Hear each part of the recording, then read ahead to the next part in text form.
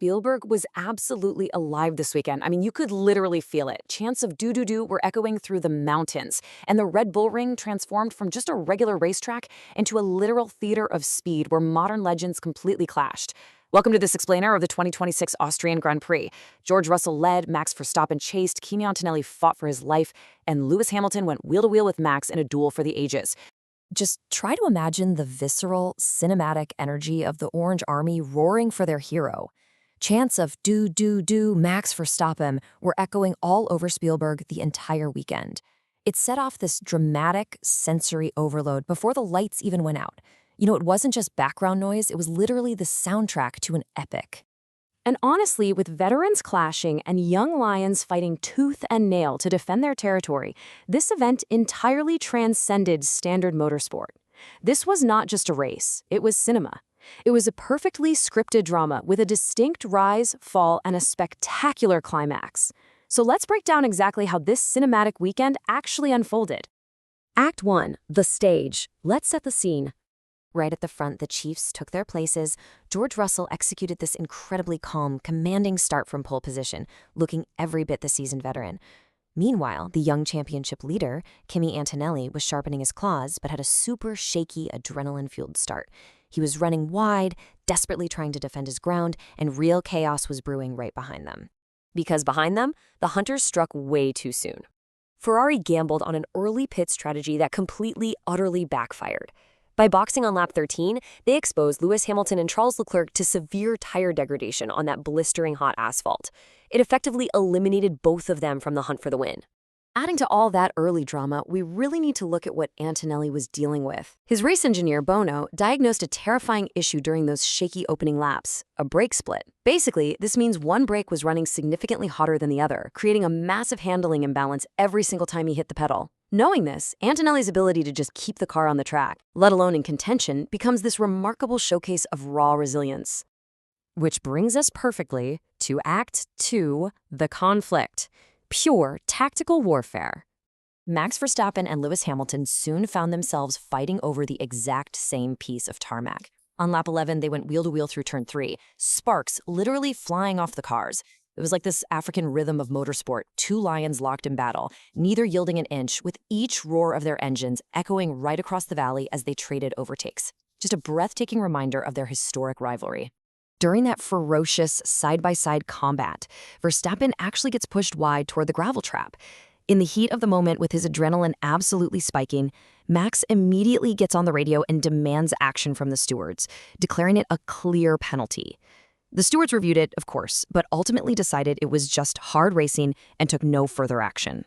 But Hamilton's post-race response to Max's complaint? Absolute box office.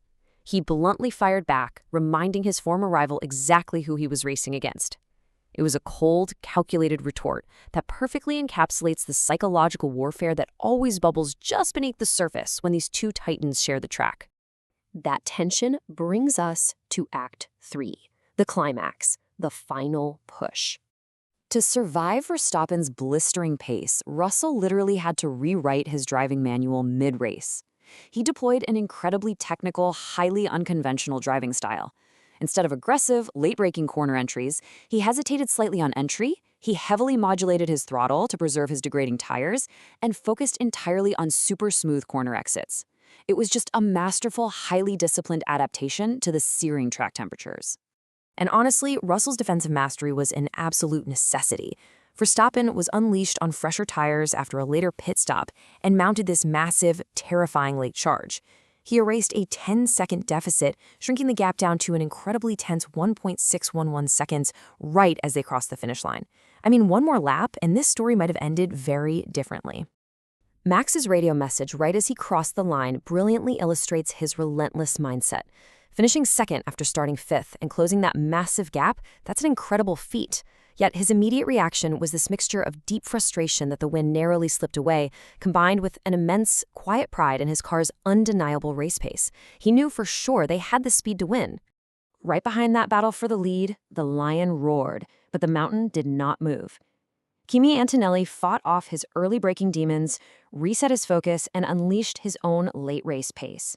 He crossed the line in third, a mere 0.3 of a second behind Verstappen. He completely held his nerve under immense pressure to keep his crown intact. Finally, the dust settles. Act 4, the resolution. When it was all said and done, Russell claimed a massive drought-ending win, proving his tactical brilliance. Verstappen took second, while Antonelli completed a phenomenal 1-3 finish for Mercedes, entirely reasserting their sheer dominance. Piastri and Hamilton rounded out the top 5, though you know Ferrari will certainly be looking for answers after those strategic missteps. But here is the really interesting part. Despite Russell taking the glorious victory today, the broader narrative of the 2026 season remains unchanged. Antonelli's gritty, damage-limiting P3 finish preserved a massive 40-point lead in the championship over his own teammate. The young rookie proved today that he can grind out podiums even when the car and his driving isn't absolutely perfect. So, wrapping up the aftermath of this Spielberg battle, Mercedes proved their tactical and mechanical might. Max Verstappen proved that no matter the starting position, he will fight back and strike fear into the race leader. And Ferrari? Well, they learned a harsh, public lesson about race day execution, discovering that their upgrades won't save them from poor strategic gambles. Austria reminded us exactly why we watch this sport. We come for the engineering, sure, but we stay for the drama. Speed thrills, but the clash of titans is what we actually remember. As Mercedes rides high and Verstappen sharpens his teeth for the next battle, I leave you with this. When the pressure peaks, who truly rules the mountain? Keep that thought in the back of your mind as we head into Silverstone next week.